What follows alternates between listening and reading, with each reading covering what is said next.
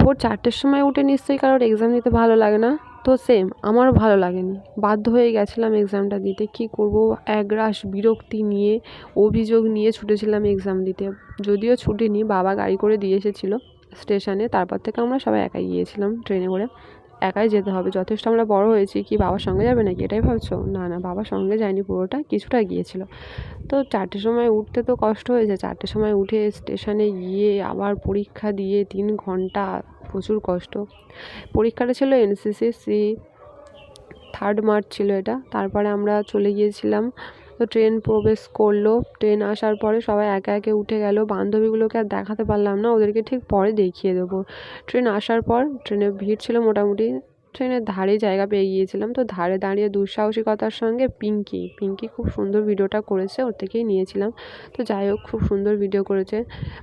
তো লেডিস নিশ্চয়ই সবাই জানেন লেডিসে কেমন হয়। ওই সাইডে দাঁড়িয়ে গিয়েছিলো একটা বান্ধবী। তো যাই হোক, তারপর আস্তে আস্তে আমরা চলে গিয়েছিলাম। পরীক্ষাটা ছিল বালিগঞ্জ আর্মি স্কুলে, সেখানে সবাই আমাদের জন্য ওয়েট করছিল। সেখানে গিয়ে সবার সঙ্গে মিট করে নিলাম।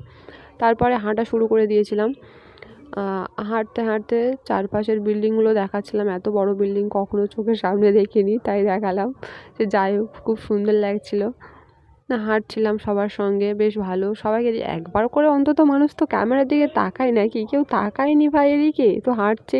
তারপর হাঁটতে হাঁটতে একটা জায়গায় দাঁড়িয়েছিল সমস্ত কিছু চেক করে নেওয়ার জন্য ঠিকঠাক আছে কি না। তারপর সেখানেই দাঁড়িয়ে একটু ভিডিও করে নিয়েছিলাম।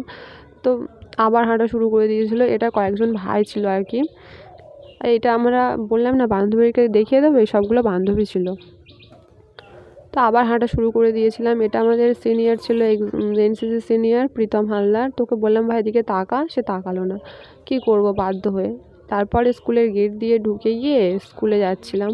তো হাঁটার ভিডিওটাই আছে, স্কুল দিয়ে যখন ভিতরে যাচ্ছিলাম সেই ভিডিওটা নেই, বা স্কুলের গেটের ভিডিওটাও দেখাতে পারিনি, কেননা তখন ফোন বের করতে পারিনি, ফোন বের করতে দেয়নি। তারপর ছুটে ছুটে সবাই যাচ্ছে এখানে আর কি, ছুটছে সব। পরীক্ষার এত টেনশন, কিন্তু কেউ কিছু পড়েনি। তারপরে স্কুলের ভিতরে চলে গিয়েছিলাম। স্কুলটা খুব সুন্দর লাগছিল, কালারটা খুব সুন্দর লাগছিল, পতাকার কালার ছিল এটা, দারুণ লাগছিল। তারপরে স্কুলের ভিতরে সবাই গিয়ে সেলফি তুলতে ব্যস্ত ছিল, কি পড়েছে সেটা কারোর ঠিক নেই। তারপর একটা বাথরুমে গিয়ে আমরা সেলফি তুলেছি, বাথরুমটাকে আমরা ছাড়িনি, বাথরুমে গিয়েও ভিডিও করেছে। বলছি ভাই বাথরুমটাকে অন্তত ছাড়, বাথরুমেও সে ভিডিও করতে হবে। সে যাই হোক, ভিডিওটা যখন করেছে ভিডিওটা দিয়ে দিয়েছিলাম। ভালোই করেছিল। এটা ছিল আমাদের ক্লাসরুম, তখন কেউ ছিল না, তাই একটা ভিডিও করে নিতে পেরেছিলাম, নাহলে সমস্যা হতো। এটা একদম ফাঁকা ছিল, এটা আমার সিট বেঞ্চ ছিল ওটা কি। তারপরে ওখানটায় 3 ঘন্টা পরীক্ষা দেওয়ার পর কিছু খেতে হতো, খেয়ে নিয়েছিলাম আমরা সবাই। 3 ঘন্টা রিটেন টেস্ট ছিল, তারপরে ছিল আমাদের প্র্যাকটিক্যাল। তো প্র্যাকটিক্যালের আগে একটু মজা করে নিয়েছিলাম, তাড়াতাড়ি করে সব খেয়ে নিয়ে চলে গিয়েছিলাম মাঠে। ওখানে সবাই দাঁড়িয়েছিল, আমরা সবাই লাস্টে গিয়েছিলাম, তার জন্য করে পানিশমেন্টও খেয়েছি। তারপরে 3 ঘন্টা প্র্যাকটিক্যাল পরীক্ষা দেওয়া হয়ে যাওয়ার পরে সবাই মিলে ফটো তুলেছিলাম। ওখান থেকে টিফিন দিয়েছিল। তারপরে ড্রেস ট্রেস সব চেঞ্জ করে নিয়ে বাড়ি আসার সময় ওখান থেকে যতক্ষণ না বেরোতে পারছিলাম শান্তি পাচ্ছিলাম না। তাড়াতাড়ি করে বেরিয়ে ছুটে ছুটে সবাই যাচ্ছে, তাড়াতাড়ি চল ভাই, তাড়াতাড়ি বাড়ি যাওয়া, আর ভাল লাগছে না। 3 বছরের জার্নি এখানেই শেষ হয়ে গেছিলো আমাদের। তাও একটা কষ্ট হচ্ছিলো, 3 বছর ছিলাম। পাশে ছিল একটা বাচ্চাদের পার্ক, সেখানে যাওয়ার জন্য সবার একটু তাড়া ছিল, কেননা ওখানে দোলনা ছিল, তো সেখানে বসবে বলে। তো পিঙ্কিকে ডাকছি, এদিকে তাকা, সে তাকাচ্ছে না, ও ওই সাইডেই তাকিয়ে আছে, ও দোলনায় বসবে। তাড়াতাড়ি করে ছুটতে ছুটতে সবাই সেখানে আমরা চলে গিয়েছিলাম। তো দোলনার ফাঁকা ছিল না, কয়েকটা বাচ্চা বসেছিল, তাদেরকে তো আর তুলে দিতে পারি না, তারাই ছিল।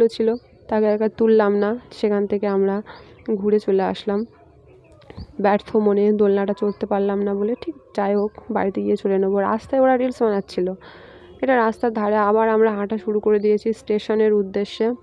এটা বৈশাখী ছিল, হাঁটতে হাঁটতে ওর পায়ে কেটে গেছে, এই জুতোটা পরে ওর পায়ে কেটে গেছিলো। তো কেটে গেলে মানুষ কী দেয়, ও দিয়েছিল অশ্বত্থ পাতা, কিছু করার নেই, কিছু ছিল না, অশ্বত্থ পাতাটা দিয়ে দিয়েছিল পায়ে। তারপরে মেয়েটার পায়ে ব্যথা, তাও জুতো দেখতে ঠিক ও ছাড়েনি, গড়িয়াহাট ছিল, গড়িয়াহাটে গিয়ে জুতোও দেখছিল। আমরা মেয়ে বস, আমরা তো দেখবই।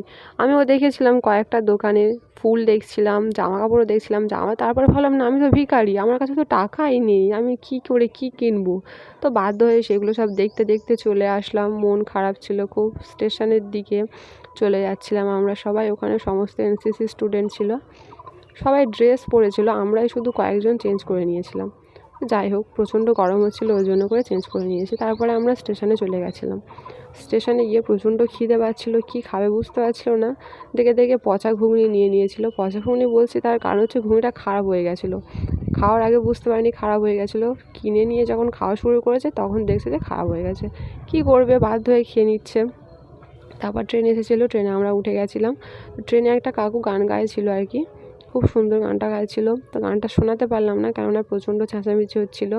আরও অনেক কিছুই হচ্ছিলো লেডিসে যেগুলো হয় আর কি। তারপর আমরা স্টেশনে পৌঁছে গিয়েছিলাম, আমাদের স্টেশনে। তো ভিডিওটা ছিল এই পর্যন্ত। ভিডিওটা ভালো লাগলে লাইক, শেয়ার, কমেন্ট অবশ্যই করে দেবেন এবং চ্যানেলটি সাবস্ক্রাইব করে দেবেন, এবং আপনারা সুস্থ থাকবেন এবং ভালো থাকবেন।